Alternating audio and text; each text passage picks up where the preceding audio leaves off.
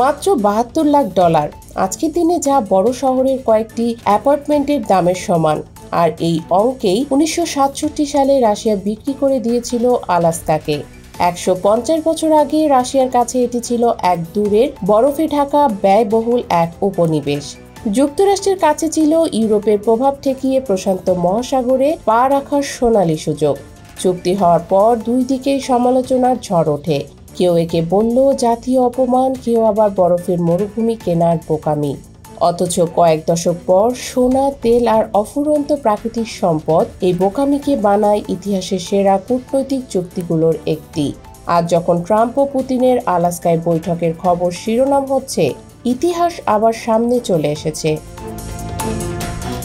The গার্ডিয়ানের প্রতিবেদন অনুযায়ী আলাস্কার সঙ্গে রাশিয়ার সম্পর্ক শুরু হয় 1800 শতকের মাঝামাঝি সময়ে, যখন সমুদ্রের ওটার প্রাণীর দামি চামড়ার খোঁজে ব্যবসায়ী ও অভিযাত্রীরা সাইবেরিয়া পেরিয়ে এখানে আসে। 1980-এর দশকে ক্যাথরিন দ্য গ্রেট রুশ আমেরিকান কোম্পানিকে বাণিজ্য ও শাসনের একচেটিয়া অধিকার দেন।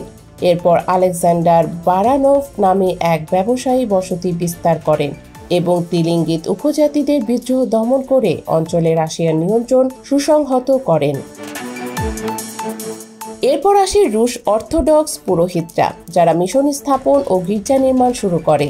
আজও সিটকার সেন্ট মাইকেলস ক্যাথেড্রালের সবুজ গম্বুজ সেই রুশ অতীতের সাক্ষী হয়ে দাঁড়িয়ে আছে। তবে 19 শতকের মাঝামাঝি এসে পরিস্থিতি বদলে যায়।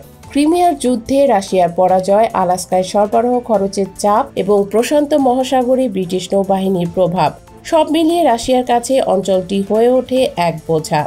রুশ দূত এডওয়ার্ড দ্য স্টোকল ওয়াশিংটন থেকে এক বন্ধুকে লিখেছিলেন, বিক্রি করা ছাড়া আর কোনো উপায় ছিল না, নইলে তো জোর করে নিয়ে নেওয়া হতো। তবে খুব বেশি সময় লাগেনি পরিস্থিতি পাল্টাতে। 19 শতকের শেষের দিকে সোনার খনি উন্মাদনা এবং পরে তেলের ভান্ডার আবিষ্কার সব মিলিয়ে আলাস্কা হয়ে ওঠে যুক্তরাষ্ট্রের সবচেয়ে সম্পদ সমৃদ্ধ অঞ্চলগুলোর একটি।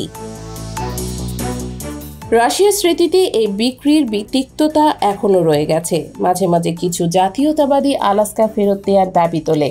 1974 সালে সস্তায় সোভিয়েত গম কেনা নিয়ে আমেরিকার সমালোচনার জবাবে সোভিয়েত বাণিজ্য কর্মকর্তা ভ্লাদিমির আলকিমভ হেসে বলেছিলেন, আলাস্কা তো আমরা মাত্র 7 মিলিয়নে দিয়েছি। 1.5 শতাব্দীর বেশি সময় পেরিয়ে আজ আলাস্কা যুক্তরাষ্ট্রের শক্তি ও সমৃদ্ধির এক অনন্য প্রতীক। রাশিয়ার কাছে এটি রয়ে গেছে ইতিহাসের এক অমোচনীয় স্মৃতি, যেখানে তেলের সাগর, সোনার ভান্ডার আর অগণিত প্রাকৃতিক সম্পদ হাতছাড়া হয়ে গেছে মাত্র কয়েক মিলিয়ন ডলারে। ট্রাম্প পুতিন বৈঠকের পটভূমিতে এই ইতিহাস আবারও জীবন্ত হয়ে উঠেছে, যা দেখায় কিভাবে এক যুগের সিদ্ধান্ত বহু প্রজন্ম পর পর্যন্ত আন্তর্জাতিক রাজনীতিতে গভীর প্রভাব ফেলে।